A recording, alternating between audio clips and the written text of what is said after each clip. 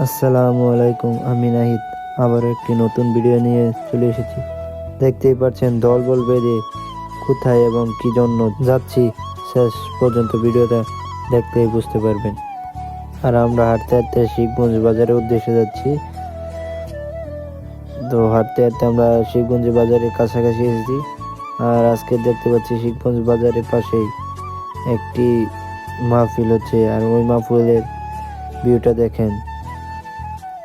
আর দেখতে দেখতে আমরা এই জায়গা থেকে একটি গাড়ি নিয়ে নিয়েছি, আর সেই গাড়িতে চড়ে আমরা যাব ওই গন্তব্যস্থানে।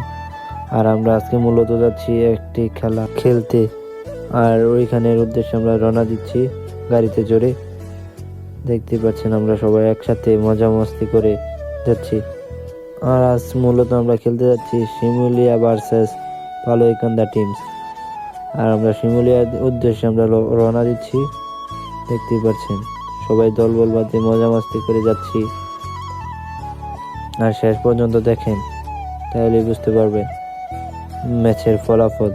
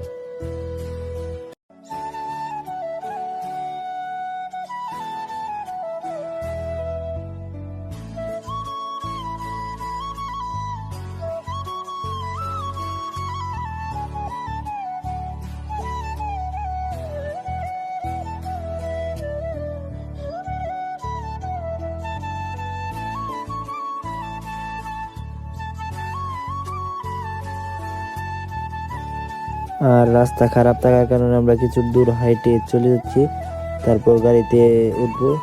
সামনে রাস্তা ভালো আছে, সবাই একসাথে হাঁটতেছি। হাঁটতে হাঁটতে রাস্তায় এত পরিমাণ ধুলা বালু, আর ওইগুলোর মধ্যে দিয়ে আমরা হাঁটে হেঁটে চলে যাচ্ছি শিমুলিয়ার উদ্দেশ্যে। আর দেখতে পাচ্ছেন ধুলার জন্য পিছনে পড়ে গেছে আমাদের সোহাগ। আর দেখতে পাচ্ছেন সারোয়ার হাঁটতেছে গন্তব্যস্থানে যাওয়ার জন্য।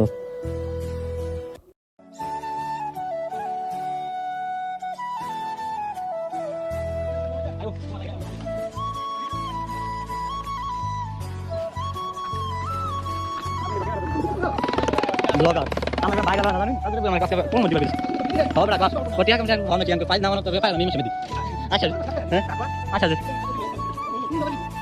আর অবশেষে আমরা সেই ধুলাবালি রাস্তা পার হয়ে আমার গাড়িতে চড়লাম শিমুলিয়া যাওয়ার উদ্দেশ্যে।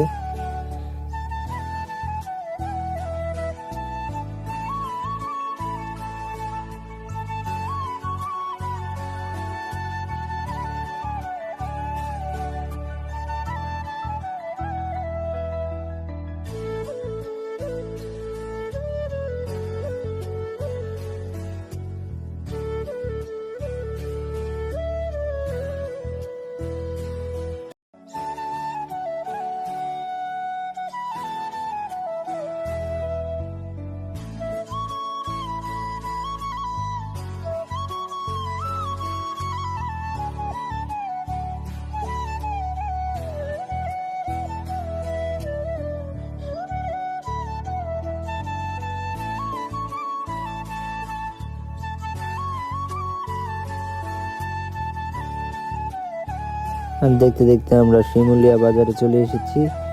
তবে মূলত ম্যাচটি রেখেছি আমার বন্ধুদের সাথে, তো বন্ধুরা এসে রিসিভ করে নিল মাঠে। আর আজকের ম্যাচের ফলাফল হলো 4-0, শিমুলিয়া 4 আর পালইকান্দা 0।